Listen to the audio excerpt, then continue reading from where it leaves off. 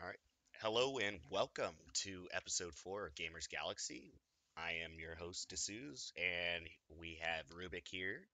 How's it going, Rubik? Hey, hey, mate. Good. Um, had a week off, so refreshed, ready to go. Awesome, awesome. Yeah, last week it was nice to have Tomahawk on for the special episode, and it worked out that your computer was under repair and had some content to put out, anyways.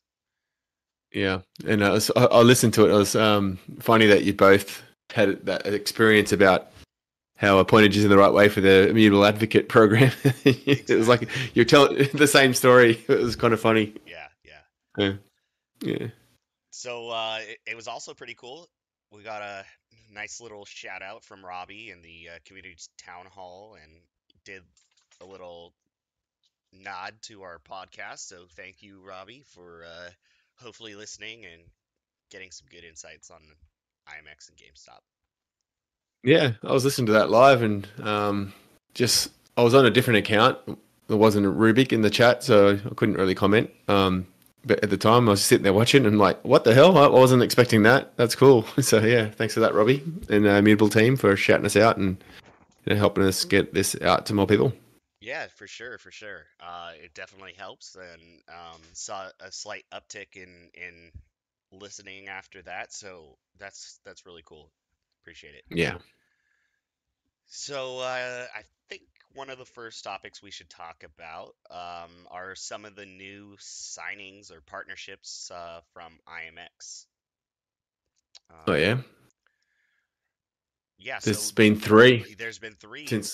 so far. Yeah, you want to get started on one of them? I guess we can start off on Krivixia. That's the MMO that they signed, but that's a game that's actually live at the moment in open beta, I believe, on the Polygon network. It's actually cross-chain with a number of chains, I believe. Correct, correct. But Actually, I purchased a couple weapons from the set on Polygon, and I saw that there were some high-level weapons that were like one um, or two, 1.5 Matic. So I grabbed those to check it out. uh, the price skins should cost, if you ask me, about $1.50. Yeah, exactly, exactly. Yeah. And I had some spare Matic just sitting there, and I was like, hey, I might as well grab a weapon and see what it's all about. Yeah, well, they actually made an announcement that they signed with Miria, the immutable carbon copy um, chain. So that's another one that's come over from Miria to immutable from. So I don't know what their plans are. Are they plans on staying cross chain? Are they? Is it the immutable ZK EVM again that they're Right. enticed by? You know the there's it going on in polygons on your own or in proof of stake. If you want to move it up to zkVM, the benefits of being on the immutable version of it is way far surpasses it. It makes it's a no-brainer for games to choose immutable rather than going on the polygon directly themselves, which we've discussed many times of all those reasons. So no need to go into them again. But it was interesting to see that they also had a nice little upgrade of their graphics today, or the last couple of days in Twitter, which is that was the reason I never played it. I just thought it was a little bit too pixelated for my, back to the old EverQuest days. If we're going to play pixelated, I'll go back to EverQuest. But their Right. new graphics, did you see that screenshot? I It's did. of them. It looks really nice. If they can get that kind of graphics, I might have to take them up on their offer and give it a go. Yeah, I was actually looking at it right now, It looks really really nice actually. Mm. Um, yeah, so interesting to see how that turns out. And I'll be following it to see when they get onto Immutable. Yeah, exactly. And I think we're gonna see a lot more of this, cross-chain, multi-chain uh, movement as well. Really, I think we're seeing that with the playing field of Web3 gamers. It's around maybe 500,000 wallets that are actively playing right now, and Mm, um, when you look at it, whatever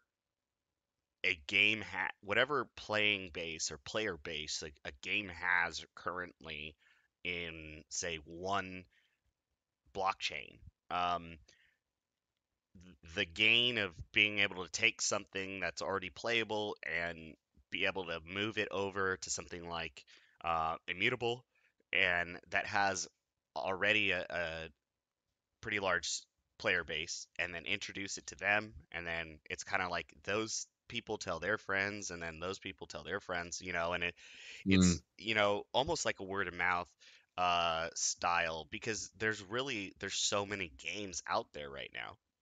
um yeah, so it I think it's something that we're going to start seeing a lot more of. I think. Yeah, I think we got that as a talking point actually Yeah, for later on in absolutely. the show. So we'll go into a bit more depth on that later on. Yeah, But and the then other, what was the other game? They announced three.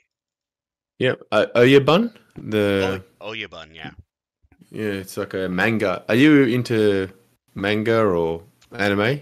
I'm into anime a little bit. Yeah, I watch with the kids. My older son is quite a bit into anime, so when I watch, I watch with my kids.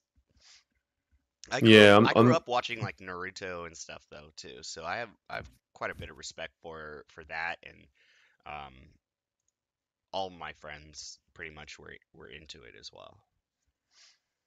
yeah, it's gonna be honest with you, it's not something that's really caught my fancy. Like I like cartoons, and that's what I used to call them. I don't cartoons and manga slash you know um the anime is different. Like it's just that style, Japanese style to it, which Correct. I just don't really. I never got into it, so probably going to lose a lot of people.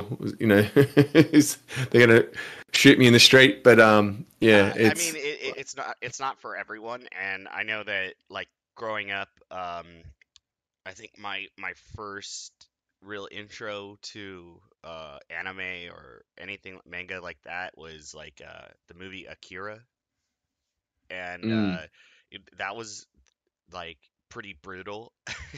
So like I mm, always expected that type of crazy story, but then I got introduced to, like I said, Naruto in probably eighth grade or ninth grade, and that was probably one of my first real forays into anime. And then um, maybe a little bit later in life, I watched a little bit more, but now with my kids, I would typically watch with them.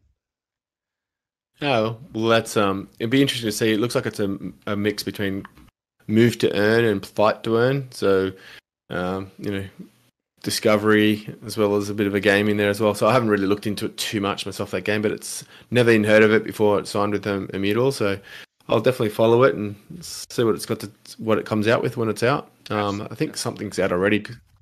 They've got like a leaderboard ranking system, so it actually might be out already. We'll see. It might Interesting. be in closed beta or something.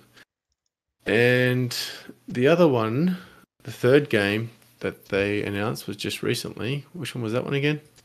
Um, It was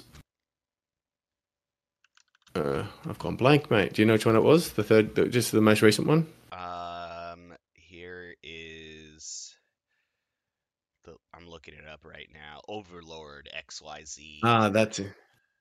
Yeah, I've never heard of them either. Like they're huge.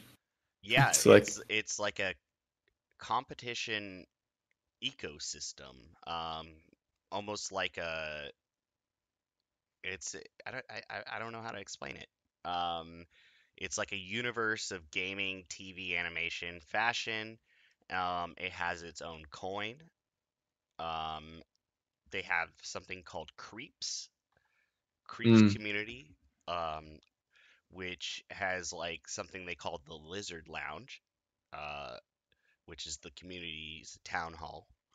Um, they're Genesis characters of the Overlord universe, it says. Overlord is their main brand profile, Mm. and CB Creeps, Yeah, CREEPZ is the community fun profile, they say. $220 million of trading, secondary trading on those creeps. Yeah, That that is incredible, right? that's like one of the biggest gaming. I think the second biggest gaming Yeah, based trading volume. Which I like yeah, this too. It crazy. says WTF is Overlord, a gaming and entertainment brand invading households galaxy wide via blockchain, TV animation, streetwear, fashion, and ecosystem coin. So a lot like the Momoguro team, taking the Mm. TV animation and running with that as well, which is a very large um, ecosystem in itself.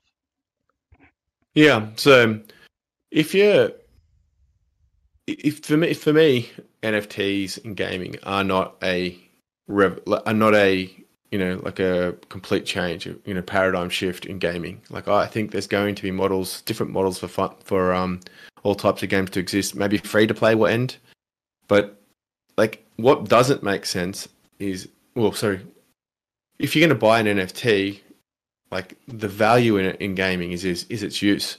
And if you're only going to play that game for 3 months or 6 months, then how does that impact the value of that NFT? This trading of it, all that kind of stuff. It becomes pretty not needed. If it's so, in my opinion, that is, and that's why I think you're seeing a lot of these games in the NFT space create these ecosystems of IP because that's makes sense. Unless it's a long term game like a game we're going to talk about later on, Sparkadia, Sparkball, like a game that has people coming back over and over again for years. The NFTs aren't going to be worth as much if you're making a fun game that's going to be a 3 month, 6 month game to play. Then you put it down until the next patch comes out, or then that's where I think why this drive to IP cross platform, cross product types is makes sense, and it's a pretty smart move for companies. Absolutely, absolutely. And they actually have it's a pretty impressive animation reel that they have in their Creeps community tweet that they did. Um, Nice. there, a lot of it reminds me of Robot Chicken, the Seth Green um, Yep. late night shows and things like that, and they have some Simpsons stuff in there as well, and really neat animation style. It says producing a Netflix worthy animation with multi Emmy Award winners Stupid Buddy, which I believe those are the people that actually have done exactly award winning Robot Chicken, Crossing Swords, Marvel's Modoc, and Blark and Son. There's quite a lot they have done as an animation studio themselves. So that's pretty darn impressive. Yeah, I think it's a good signing for Immutable. That's for sure. It'll be interesting to see how much they incorporate into the ZK EVM platform when it goes live. If it's going to be a complete shift, and I think, as we said before in the past, the ability to move contracts straight onto without modification onto the Immutable system Right. we'll see that more likely to be the whole ecosystem move over rather than where in StarkX it's just they have certain aspects that are benefit for that and not everything. So yeah, I'll be following that one as well to make sure it's or not make sure, but just see to follow it and see how the transition goes. Yeah, But yeah, absolutely. welcome to Immutable Yeah, Creeps. yeah, awesome. It's really great to have um, projects like that that have um, a rich background to come over and bring actually stuff with them. So that's really good to see. Um, Mm. and that kind of rounds out what brings up the Actually, next. th- What's that? there's one other one that I've been. It's not. It hasn't been mentioned. I was just doing, a bit of research, Uh, and there's this game. It's called Metaverse something. I can't remember what that is, but they've rebranded to Legion Arena just recently, and I've never heard of them. But they've got a collection on Immutable right now since December 2021.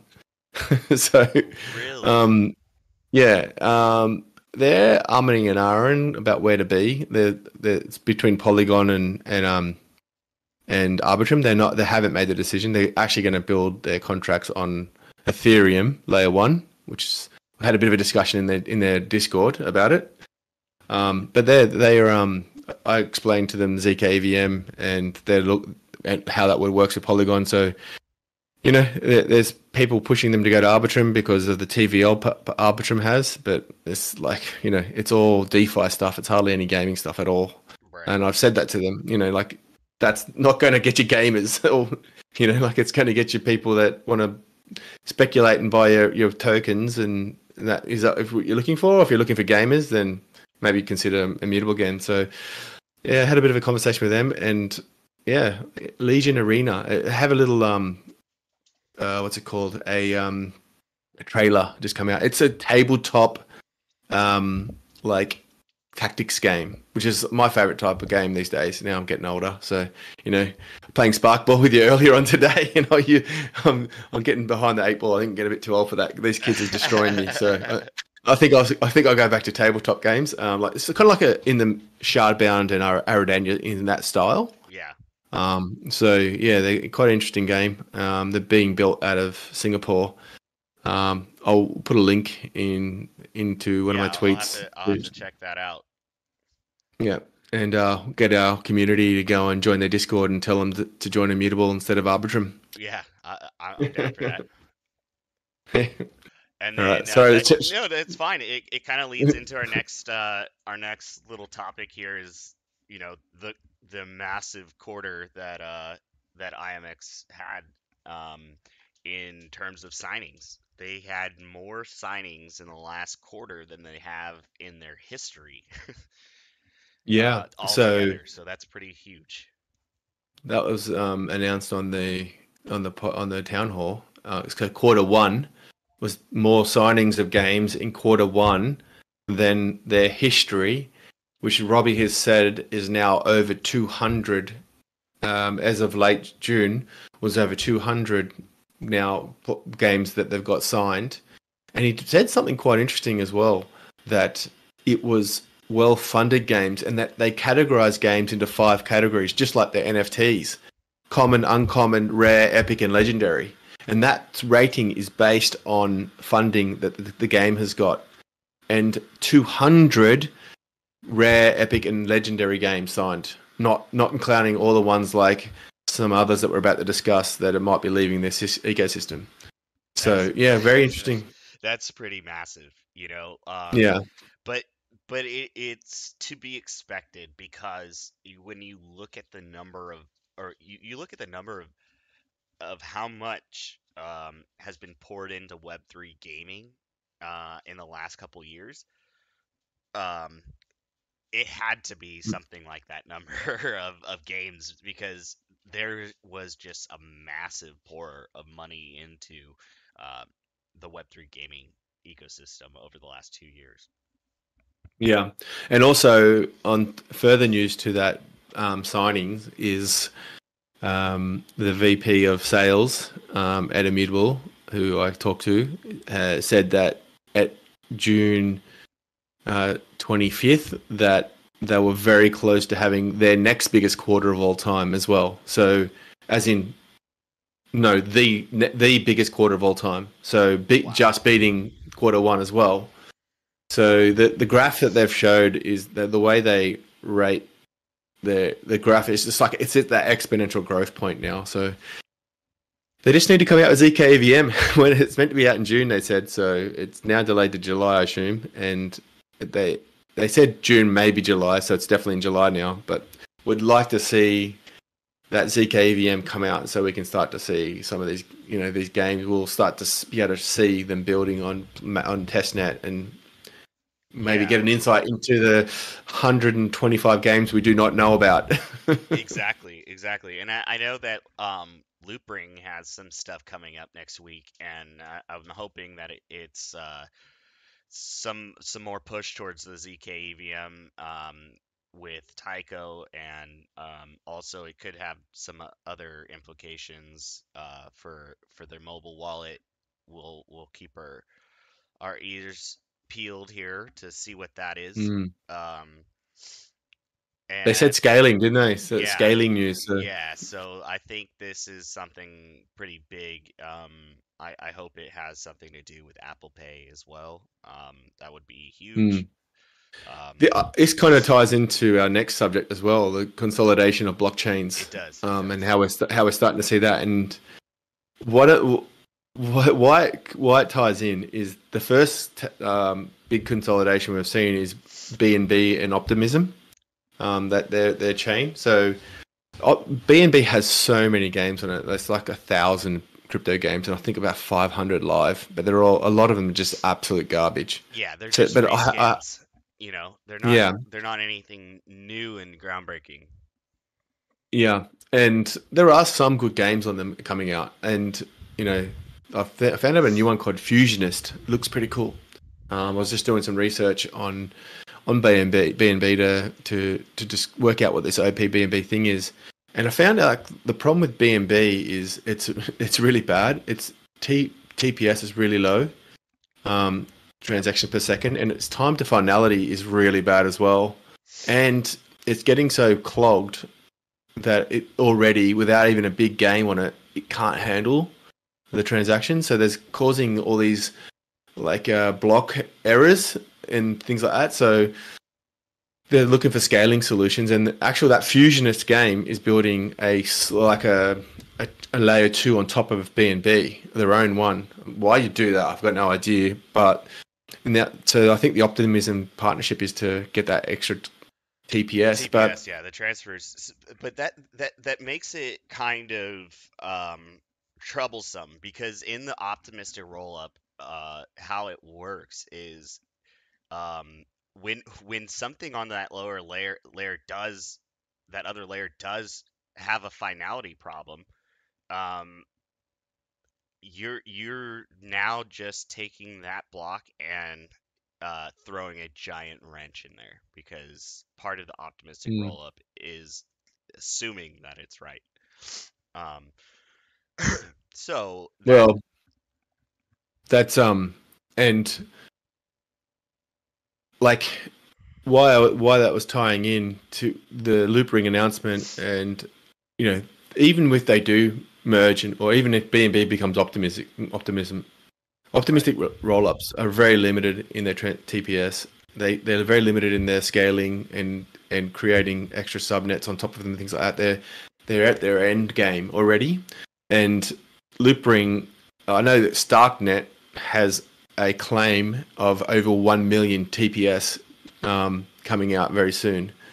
So this is using zero knowledge, Validium rollups and different types of rollups, Starks and Snarks, um, and Loop. The technology is getting there to the point where they're nearly ready to solve these technical problems and get out, so scale becomes no issue at right, all. right. So this partnership, again, it just feels like two chains that are obsolete coming together for clout. To look at us, we're going to be great. We're going to join our powers together. But very soon, Loopring with Tycho, Starknet, and Polygon, and all these other chains that are building zero knowledge, are going to come out with 1 million plus TPS, TPS, and exactly. their 500 to 5,000 are going to be completely and utterly obsolete. And the way that they're able to do that, like even is um, a portion of the loop ring stuff is done off chain and then put back on chain when needed, right? And that allows you to put some of the TPS, some of that stuff onto a much faster pipeline than previously capable of doing. And Yeah. that makes things a lot faster. So when you're talking about like TELUS, they have a very fast transfers per second. They're at about 15,000 TPS, which is still pretty high compared to layer one. But that is That's funny. They claimed 10,000 just a couple of weeks ago, so now all of a they sudden it's beat 15,000, is it? they beat yeah. So they claimed 10,000, and that was in a theoretical. And then when they actually went out and did the testing, they said they were able to get to 15,000, just over Yeah. 15,000. So, Interesting. um, pretty high speed there, but still not as high speed as what we're going to be seeing from the zero knowledge. Hmm. But there's there's other. I found Oasis is that Japanese another optimistic roll-up technology Correct. um, company that's uses the word verse every second word when they're talking, which is such a painful experience for starters. And while I'll never play a game on them, like if you're going to just throw out meta and verse just to try and suck people in, you're just completely irrelevant in my mind from day one. Like create some great tech, talk about it, but on the verse layer, on the meta layer, all this weird stuff, man. But XPLA, another blockchain from the United Arab Emirates, are struggling to get traction, and so Oasis and them have joined together. So again, that's another. Let's join forces and bring our powers together because we're losing the battle, in my opinion. Yeah. But Oasis did make a fun, interesting signing recently. They signed Ubisoft's game, Champion something. I saw It's that this just morning, actually. yeah, but it's called an experimental game. Like it's like, hey NFT haters, we're just experimenting. Look, we wrote experimenting. It's like they just will not jump in because of their fear of being cancelled by the NFT haters and headline readers. Yeah. Yeah, But it's gonna be interesting. nevertheless, it's still a good signing for Oasis, and if they do come out with some good quality games and their techs, but I read about them as well. I was doing some research. Their finality is 40 seconds. So if you do a transaction, you have to wait 40 seconds for it to update to you, or to be updated on the blockchain anyway. So it limits how you can, Utilize it in game, yeah. well, you could write a code that while it's you do a transaction, you can use it the item maybe, I don't know. It just means the developer has to think about that, right? Whereas less than 1 second on AVAX and Immutable are the two chains I like the most. Um, you don't have to worry about that. If it doesn't hit, if you is a failed transaction, the user knows 1 second, hit try again. You'd Yeah, have to wait 40 seconds and come back to him. Hey, that transaction you did 40 seconds ago failed. Can you just run it again? yeah, It's just you would ridiculous. have to like turn it into some sort of crafting system mechanic where like, hey, you start your crafting and come check to see if it actually crafted the item. But Yeah. And like, what I don't understand is why would a game developer choose a platform that has a limited tech? What is the reason for them to make that decision? That's what I'm. Is it going to be a case of, the best tech doesn't win, and like the VHS beta kind of argument where beta was apparently better and VHS won. Everyone uses that example.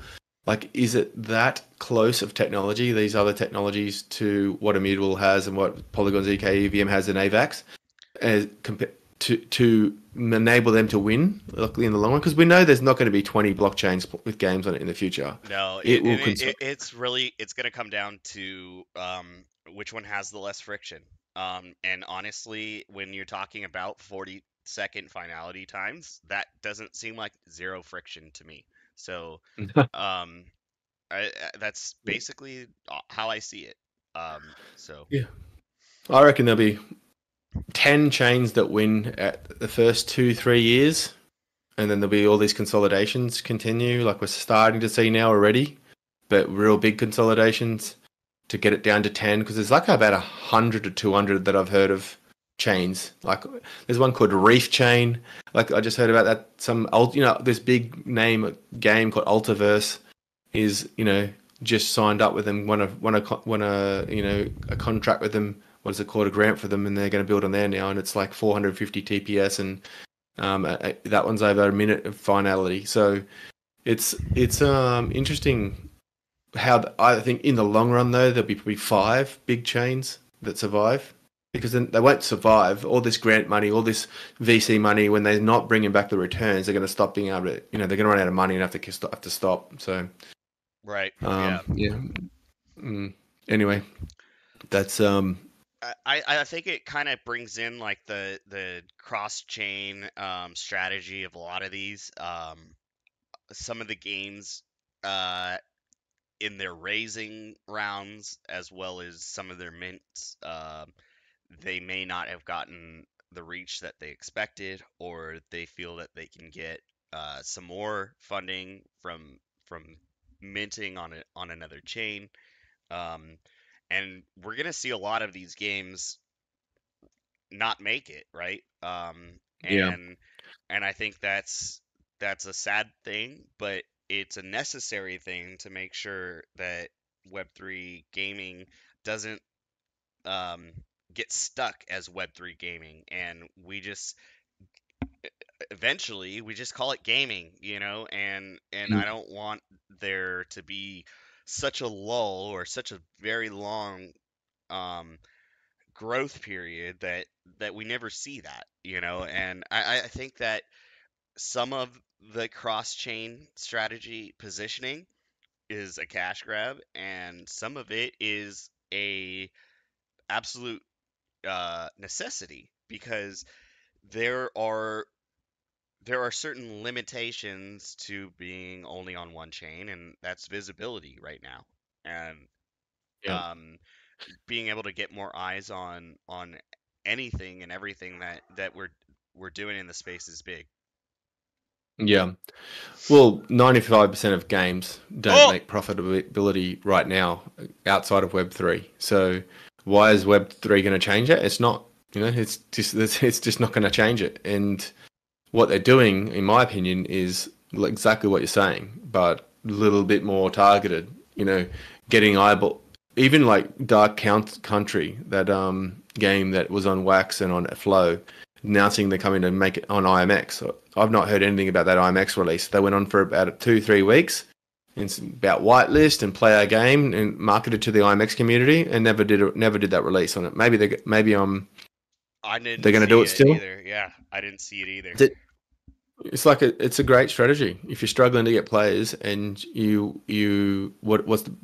see this a lot happen on immutable games. Announce they're coming to immutable, so we've got to start keeping our eye out for ones that actually are coming, not actually just trying to do what you're saying, trying to Right. stay alive by getting new players. Yeah, I agree. I agree. I kind of feel like Block Lords did a little bit of that. Um, Mm, and I wasn't too happy with that. And I still kind of am a little annoyed with what they're doing. There's been a lot of wash trading that I've seen.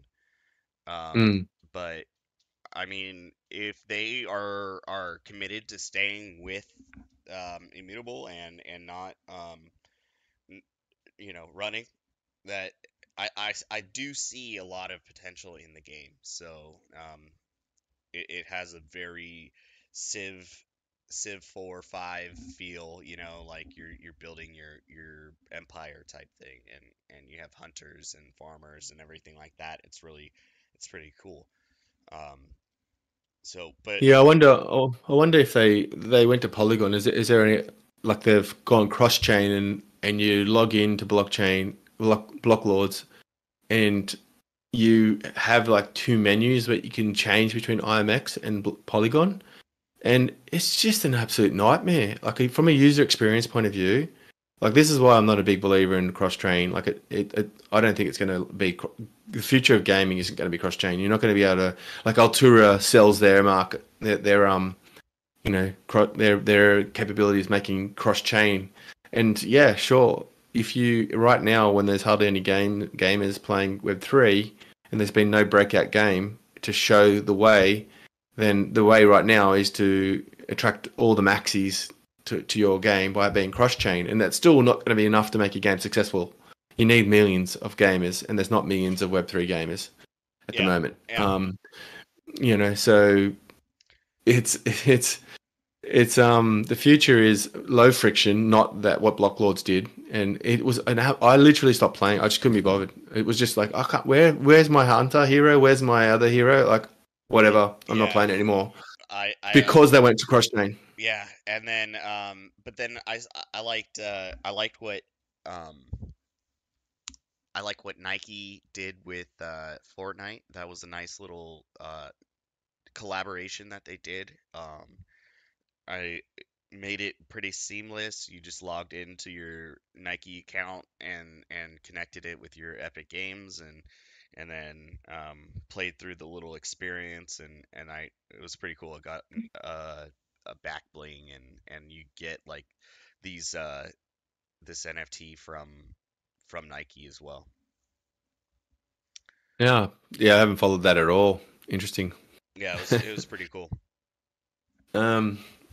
Okay. And what games have had some success from changing chains?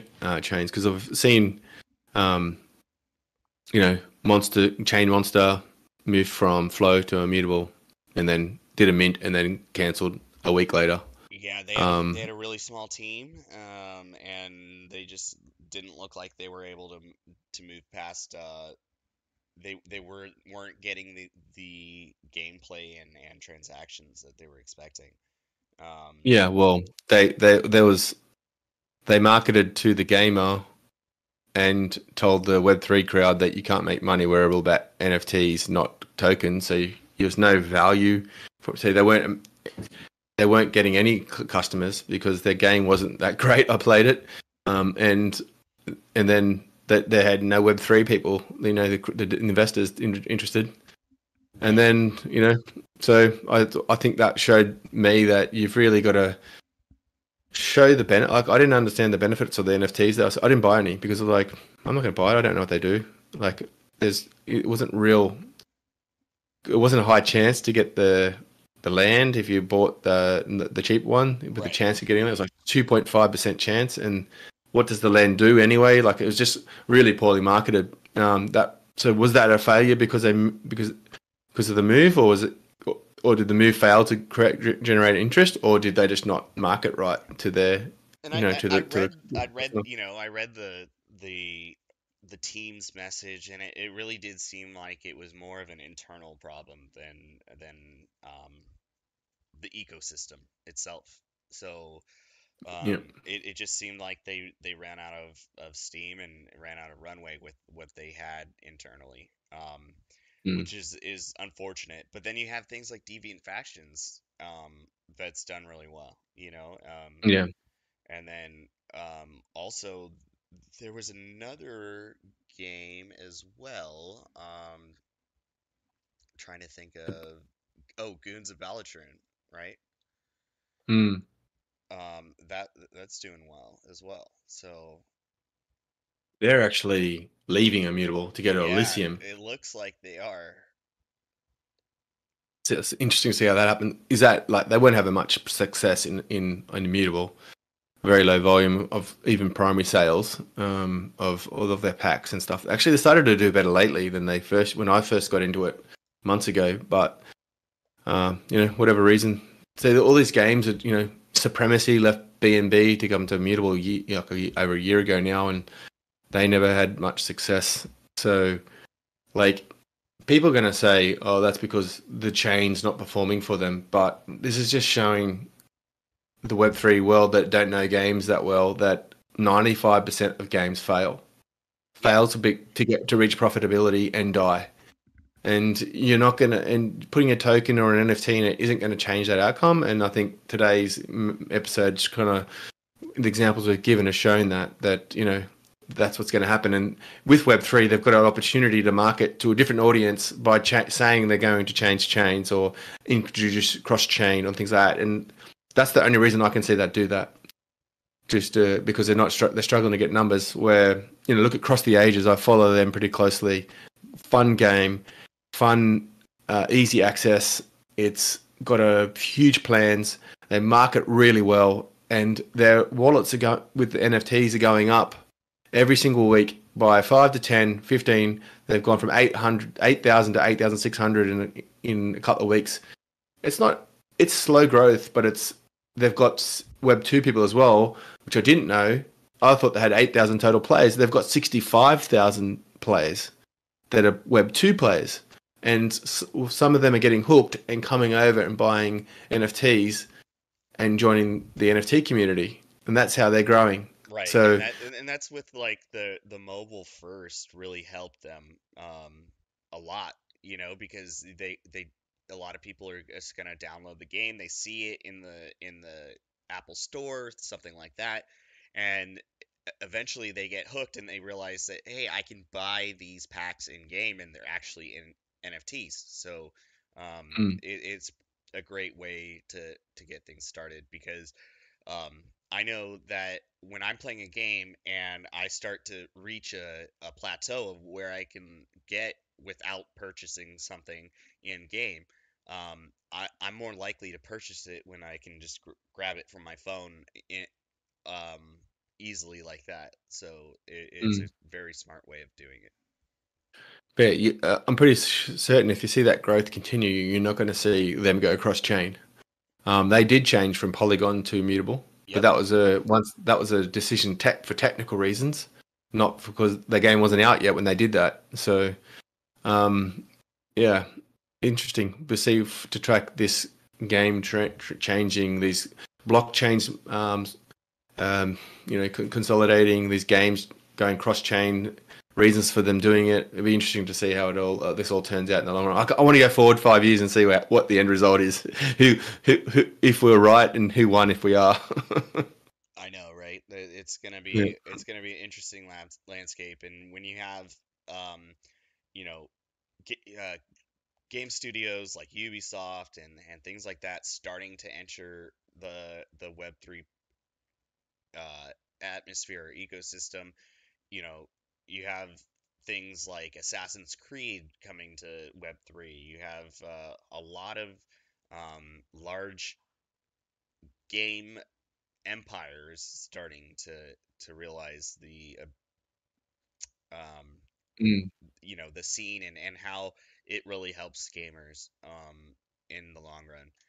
Um, cool. that's And something. Sorry, go ahead. no, sorry, you go. That's something that I look forward to in the near future is seeing already cemented um, gaming companies realize the call of gamers and what they're you know what is going to be a long-term solution to in-game ownership. Um, I honestly can't wait for something like Call of Duty to implement um, the skins being tradable assets.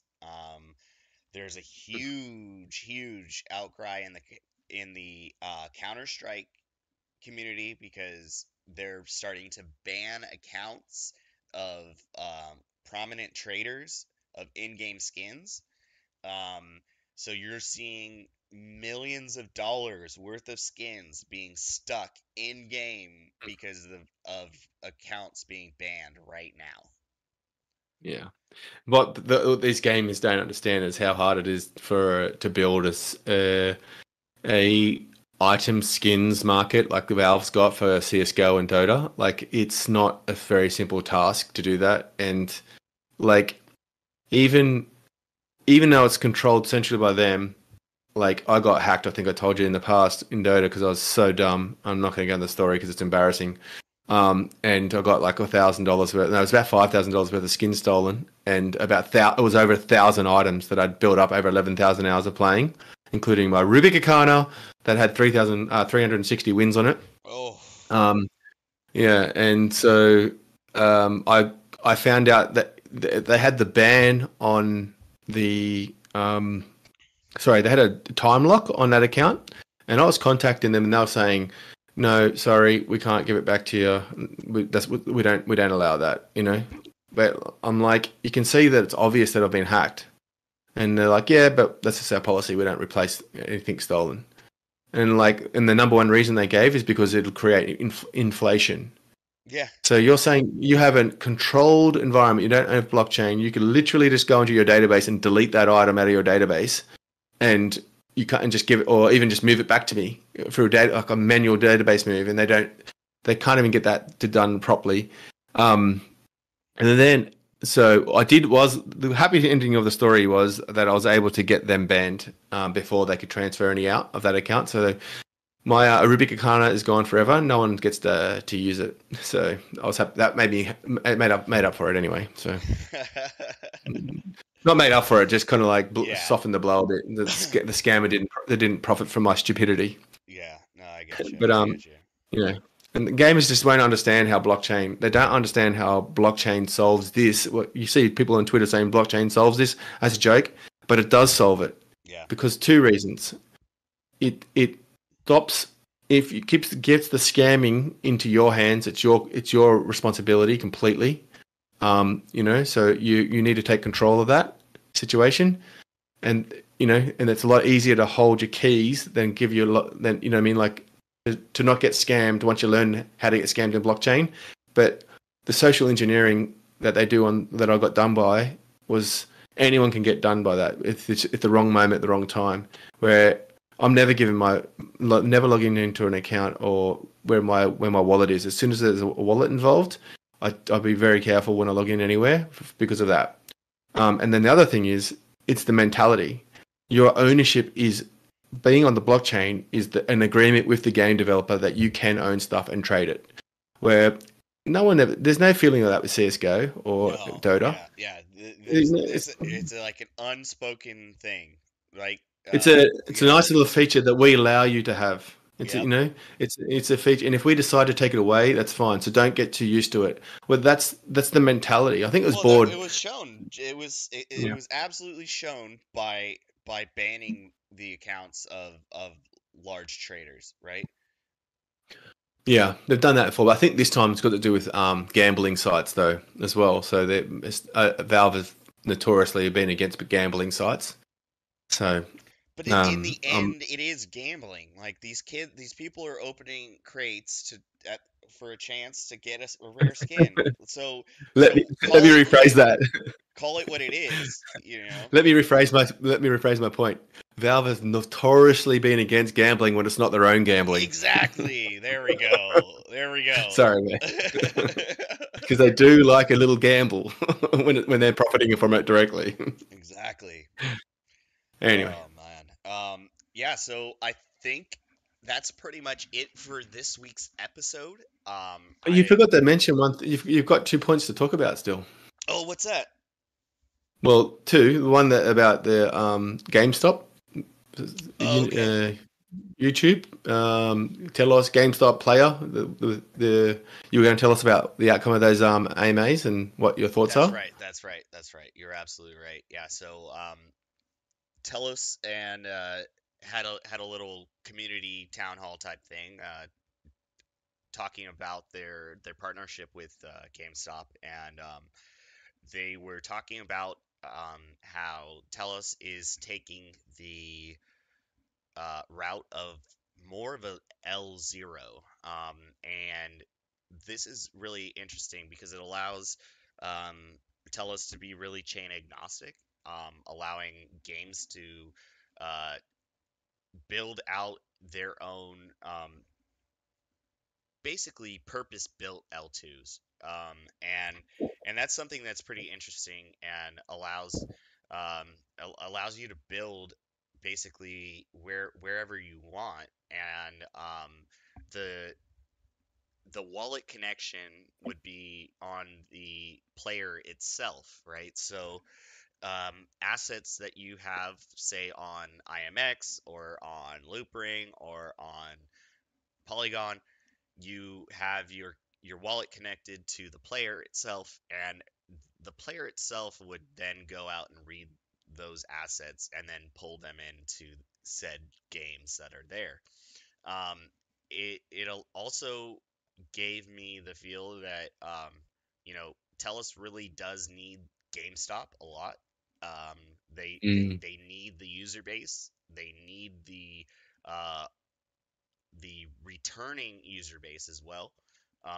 There was a large focus on that aspect of things where Telus really is hoping to bring um, a lot of new and returning users that GameStop has, and they were using a lot of numbers from the GameStop Pro Rewards users that GameStop has, as well as the um, initial sales from games, because GameStop actually accounts for a large percentage of um, initial sales for games. So that's a large um, factor for games that are coming out as well. Having GameStop as a partner, getting the new games in front of gamers' eyes is a big thing, So all in all, I thought that the AMA was very informative. It gave a better light on where I feel Telos is in the partnership. I feel it gave a better understanding of how I see these different chains integrating in, um, and where Telos sits since it is positioning itself as an L0.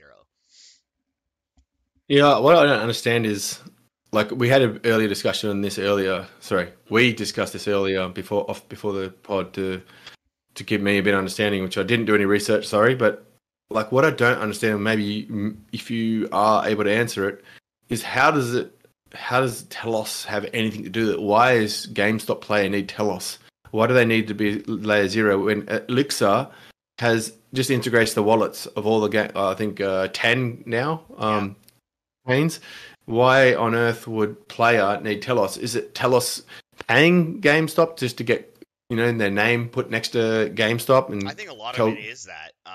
Well, like I said, the reach that Telos has, or excuse me, GameStop has with gamers, is hands down one of the biggest, right? So being Mm, able to have your name thrown in with that is big, and then also them doing the testing of their network and showing that they're able to do 15,000 TPS um, really bolstered like their speed claims as well. So I think that when looking at native blockchain speed, I think that's what really impressed the GameStop team. yeah. Okay. I still don't understand what GameStop need them for. So layer zero on a player, like there's no NFT sitting on it. There's just going to be games launching out of a launcher. So how does GameStop need them other than the funding that they might have received from it? Mate, that's about it, Yeah, I in my mean opinion. that's still to be seen, and Yeah. that's not something they answered during the AMA. Unfortunately, I wasn't able to join when it was live. I had to watch it afterwards, and they Mm. were answering questions from some of the people, but a couple of them were they were real softball kind of questions. So Okay, line up our friends to answer the questions. yeah, Well, it's interesting. Yeah, well, anyway, so it sounds like any game will be able to be on it as long as it goes through Elixir, which is pretty easy to get onto Elixir. Like Elixir's not all they do is just make sure your game is fun. So Immutable doesn't really have non like liquor games on their platform anyway, even though it's open source. yeah, Sorry, yeah. It shouldn't. permissionless. Yeah, exactly. It should be pretty frictionless when in terms of getting on there and getting eyes on your game. Um, and I think it's good for competition. Honestly, I think we in this ecosystem, there's some games that are way above and beyond others. They are not equal. and when we're putting them next to each other, and you actually have them side by side in the same launcher, which game do you go to? And I think that's where we're gonna see the big standouts. We're gonna see things like Curaverse and Illuvium Overworld and all of Ember Sword. Ember Sword, and we're Did gonna you see see. their white paper they launched this Yeah, they week? just they just they just tweeted this morning too, and I need to Yeah. look at that. And actually, I'm in a clan or a guild, excuse me, for Yeah. uh for Ember Sword, and what the person that's actually running the guild reached out to me this morning and said, "Hey, how you doing?" And I was like, "Good," like and it looks like they're getting ready to ramp up guild activity. Um, so they're asking if I want to be part of the team management, and I was like, Oh, yeah, interesting. absolutely. Nice. So I'm gonna be in one of the guilds as a leader there, and I don't know in what capacity yet. So we'll see how that goes, but I'm excited for it. And then Mm. um, also Sparkadia, the Spark Ball, super fun. We got to So much play fun. together last night, and Mm. we won our first game, which was bloody brilliant, and then it was downhill from there. Okay, uh, Yeah. no, I think we lost everyone after we that. absolutely did lose every single one after that, but I can say that I had a good time. Yeah. I have to admit that I need to sit there and read all of the different abilities properly so Mm. that when I'm building out my character, they have a thing. If you haven't played yet, pay attention, because when you level up or as you're gaining gold, you use that gold to purchase abilities. Um, Mm. Also, when you start the game, you get a free ability. You get to pick between one of the two, and make sure that you do that. Otherwise, you will be playing with a disadvantage, a very noticeable disadvantage. Yeah. Well, it's either that or my ping being in Australia, playing. I'd say the servers are all American, maybe Southeast Asia, and even Southeast Asia's are miles away from me. I and that's It's something I a bit wish they would show is mm, the ping. ping. It Yeah. doesn't actually show an indicator of what your latency is. So that's something that would be helpful. Um, right now, since it isn't like for money, I guess it's acceptable, but I can see where you're trying to play in tournament or something like that, and it would not be. But I Yeah. I thoroughly had fun, even though we lost a lot. Do you know the funnest game I had? Well, obviously fun playing with you with a team of three of us and four Yeah, when my partner got on. But I did. I think I told you earlier that I did by chance queue by my first or second game. I think it was the third game I ever played. So I still didn't have a clue what I was doing. And I got on with Chandler, the founder of Sparkball, on my team and the devs, and they were testing the mic. So we were talking over mic to each other, and they were just literally not even concentrating on the game. And like half the time they'll be just talking and text, try this, try that, like. And then we literally won that game. And someone passed me a square ball to an open goal. The defender was going out to him to get to defend to hit hack the guy with the ball, and he passed it square to the middle of the goal mouth, and I received the ball and shot and scored a goal. The only thing I've done good in the whole entire time I've played it was that.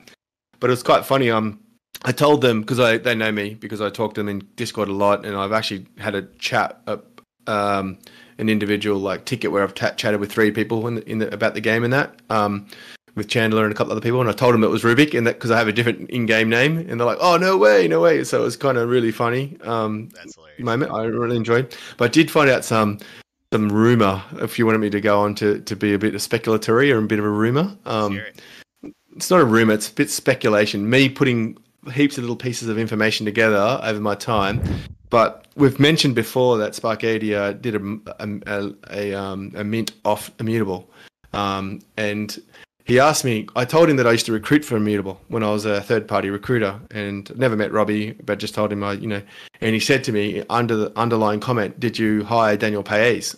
And Daniel Paez is got Gods Unchained's new executive producer, I think, like a high up guy in Gods Unchained. Right. Because so Immutable sounds like they may have poached Sparkadia's high up member of their development team. So maybe that's a little bit of a watch and see what happens here moment, because you know what people are like when they get their star employees kind of poached by a competitor.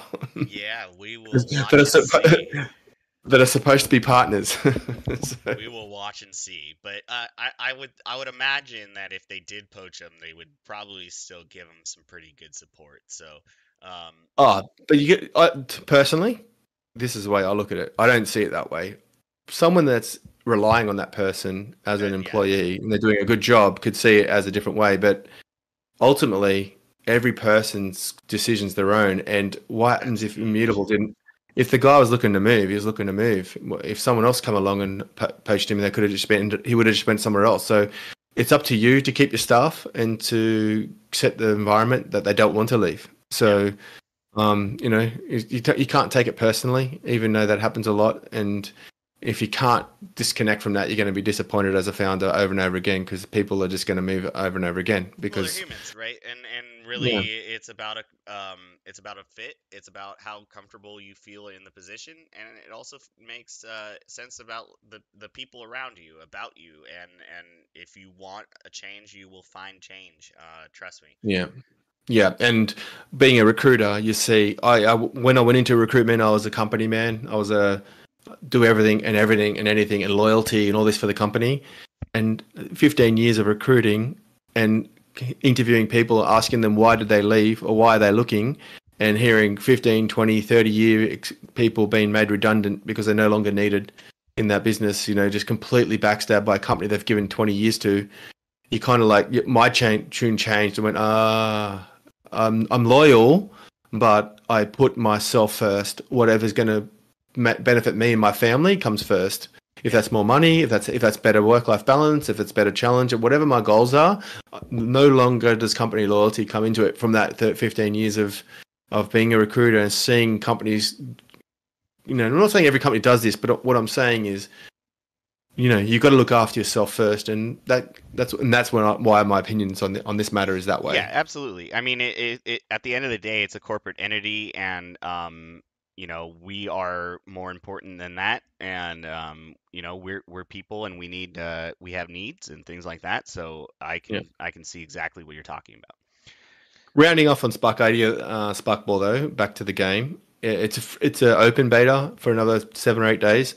It's on Steam. It's amazing. If you like MOBAs or action-based, team-based sports, if you can get a group of people to play, it's way more fun than on your own. Way more fun. Hands down, Yeah. much better when you can get a group of friends. Get yourself and three other friends, whatever, jump into a game, find out what your favorite archetype is, figure out Yeah. which character it is you're good with. I wound up playing with Hot Paws a lot. He's a beast. I and and it just turned out to be really fun, even though I wasn't the greatest at it. But I'm of the type where I'm gonna jump back in there today, and I'm gonna figure out what it was that I was doing wrong, or what it was I was doing right, and just try to kind of iron it out, And I was, I'm I really was excited. I was worried about it being very model off League of Legends, being a Dota player, and just genuinely, like, Dota is a more difficult game. Right. It doesn't have as many players for one reason, and that's because it's a way harder learning curve than League. I played Dota for 4,000 hours. I had a job interview with Riot, so I started playing League, and I literally had no idea what I was doing and was completely dominating. In Dota, at the lowest ranks, if you go in there and don't play your best, you're going to get slaughtered. There's no weakness. There's no poor players. It's very, very, like, everyone's like hardcore gamer in Dota. Where League has a lot of casuals. It's a much simpler game. Unfortunately, Spark ADR is more like Dota. It is not a simple game to learn. There's a fair few. Yeah, Look, there's you can play it in, but to master it, it's like easy to play but hard to master. In yep. League is it's a bit more difficult than League in my opinion to pick up. There's a lot more. One more ability than League. There's actual the alternative metas to it, like breaking the towers down, the nuance of the ball. So it's just you got to be patient. Give yourself 50 games before you think even going to have a clue what you're doing in it. But if you've got that time and that patience, it'll pay off because it's a really really fun game. Yeah, a 1,000% agree. If you have the time to sit down, a little bit of patience goes a long way, and um, dive in and try to figure out which characters you like, which you don't like, um, and go into the The, Discord and give some feedback. yeah. That's what this time is all about. The thing is, though, there's only eight characters at the moment, and to be excellent at these type of games, you have to understand what the enemy can do to you. So if you play the one character that all the time over and over again, and you don't understand what the enemy can their capabilities are, like for example, one of the abilities turns into a rock or something, and it can't take any damage for 3 seconds. And if you don't know that, and you're spending all your big and damage things on it in that while it's in that phase, you are completely playing the game wrong and going to get Yeah, slaughtered. yeah, So exactly. If you really, yeah, you're using your alt when they turn into rock form, you're gonna have a yeah, bad time because you're not gonna do any yeah, damage. yeah. So yeah, you got to kind of like it's a fair bit of work to get up to speed and consider. There's only 8 characters, and I'm struggling to know what to do after about 15 games. Can play Dota or League where they've got over 100 characters, and you got to learn all their abilities to be able to same thing. So it's not as bad a learning curve as those two yet, but it will be It getting will now. be, Well, and that's that and that's well, there's only 8. exactly, and that's the big thing. I think there's going to be a large, increase in characters and abilities and things like that, as well as you're going to have like nerfs too. So you're going to have certain abilities like taken away or taken down in stats and things like that. When you see people start to build these teams and take advantage of some of the abilities, you're going to have certain things lose power or gain power, vice versa. So I'm looking forward to that. Yeah. Anyway, that's Sparkball. Going to be playing it the next week, so yeah, hopefully see you in there. Absolutely. There's I can't wait. there's a fair bit of I missed my newsletter this last week because of computer being in for getting fixed. Came back, it's a little bit quieter. I can actually hear myself think when I'm using the computer now, so it's good. Awesome. But Awesome. there's so big lineup of news coming this tomorrow night or the next night. Yeah, I can't And wait for also the new going to IMX. yeah, I'm going to update the ecosystem map today as well and put that up so we can see all the latest games and some games going to be leaving the ecosystem as well because I just haven't heard anything from them and they've announced other chains. So I'll be removing a couple as well as adding the new ones on it. And Awesome. so yeah, keep an eye out for those ones. Awesome. Awesome. Can't wait for that. I think that wraps up our episode today for Gamers Galaxy. Thank you for joining, and I hope to have you back next week.